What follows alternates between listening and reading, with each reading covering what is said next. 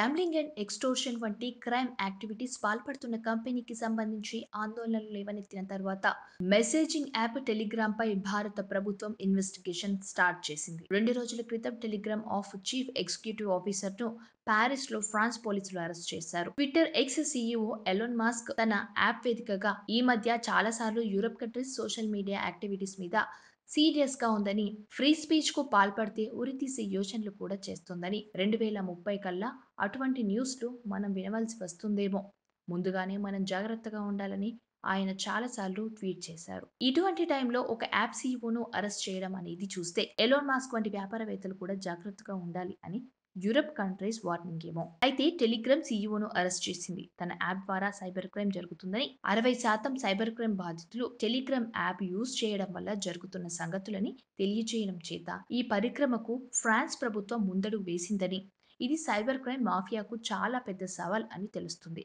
Telegram app CEO పవేల్ దురావ్ Russian దేశస్థుడు కావడం చేత Russian government తనని కాపాడుకుంటామంటుంది. 39 ఏళ్ల పవేల్ దురావ్ దోషి అని తేలితే 20 ఏళ్లు జైలు శిక్ష పడే అవకాశం ఎక్కువగా ఉంది. సబ్స్క్రైబ్ చేయండి.